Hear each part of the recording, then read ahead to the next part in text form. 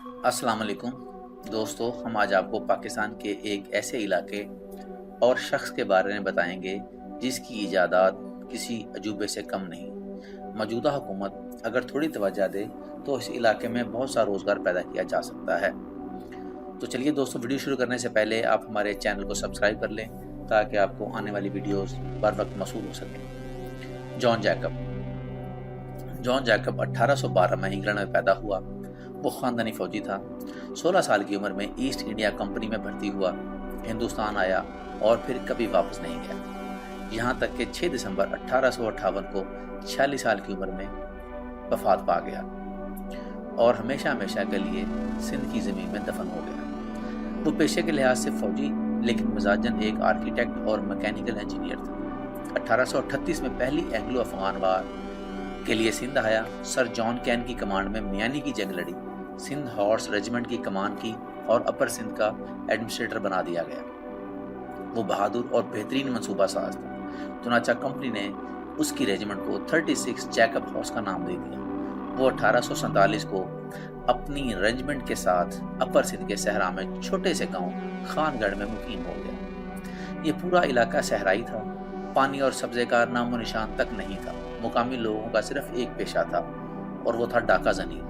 खानगढ़ से शिकारपुर के तजारती काफले गुजरते थे। ये काफले बलूचिस्तान से होते हुए अफगानिस्तान, ईरान, उज़्बेकिस्तान और रूस जाते थे। मुकामी लोग ये काफले लूट लेते थे। जॉन जैकब के अंदर का आर्किटेक्ट जागा। उसने पूरे इलाके के मुकद्दर बदलने का फैसला कर लिया। उसने खानगढ़ में बहुत बड़ा तालाब खुदवाया, गुद्दू बैराज से नहर निकाली और तालाब पानी से भर दिया। ये पानी लोगों की ज़रूरियात पूरी करने लगा और इलाके में हरियाली भी आ गई। जॉन जैकब इसके बाद नहरों को वसी करता चला गया और हज़ारों एकड़ ज़मीन सैराब होती चली गई। सहरा नखलस्तान में तब्दील हो गया। जब वायसराय को इसकी कारकर्दगी का इल्म हुआ, उसने खानगढ़ का नाम तब्दील करके जैकबाबाद रख दिया और उसे कर्नल से ब्रिगेडियर जनरल बना दिया। जैकबाबाद पाकिस्तान का गर्म तरीन शहर है। ये शहर 25 मई 2010 को दुनिया का गर्म तरीन शहर भी डिक्लेयर हो चुका है। गर्मियों में यहाँ का दर्जा हरारत 50 डिग्री सेंटीग्रेड तक चला जाता है। इतनी पिघला देने वाली गर्मी के बावजूद ये शहर काबिल दीद है। उसकी क्या वजूहात है? उसकी वजूहात 3 अजायब हैं। आपको ये अजायब बर्रे सगीर के किसी दूसरे शहर में नहीं मिलते। पहला अजूबा जैकब क्लॉक है। ये पूरी दुनिया में अपनी नौयत का बहुत क्लॉक है। जॉन जैकब ने जिंदगी में अपने हाथों से 2 घड़ियां बनाई थी। ये दोनों अजूबा थी। पहली घड़ी 27 दिसंबर 2007 को मोहतरमा बेनज़ीर भुट्टो की शहादत के रोज मुकामी लोगों ने जला दी, जबकि जैकब क्लॉक आज भी मौजूद है। ये क्लॉक जॉन जैकब की 170 साल पुरानी रिहायशगाह में नस्ब है। जैकब का घर अब डीसी हाउस बन चुका है। जॉन जैकब ने अपनी रिहायशगाह में कुआं खुदवाया, उसके ऊपर 6 बाई 6 फीट का लकड़ी का बॉक्स बनवाया, उसमें अपने हाथों से पीतल का क्लॉक बनवा कर लगवा दिया। ये कशिश शक्ल के साथ चलने वाला अपनी नौयत का बहुत क्लॉक है। ये दिन, हफ्ता, महीना और साल भी बताता है। इस पर रोज चांद की तारीख, पोजीशन और चांद का साइज भी आता है। इसकी एक साइड पर पाकिस्तानी और दूसरी साइड पर बरतानिया का वक्त आता है। 170 साल गुजरने के बावजूद इसमें कोई खामी सामने नहीं आई। क्लॉक के नीचे पीतल का 40 किलोग्राम वजनी सिलेंडर बंधा हुआ है। ये सिलेंडर चाबी के जरिए ऊपर आता है और 16 से 17 दिनों में आहिस्ता आहिस्ता कुएं में उतर जाता है। क्लॉक को 16 दिन बाद दोबारा चाबी दी जाती है। चाबी खासी वजनी है और इसके लिए बाकायदा जोर लगाना पड़ता है। जॉन जैकब ने मुकामी लोगों को क्लॉक की सफाई, मरम्मत और चाबी की ट्रेनिंग दी थी। ये खानदान 4 नस्लों से क्लॉक की हिफाजत कर रहा है।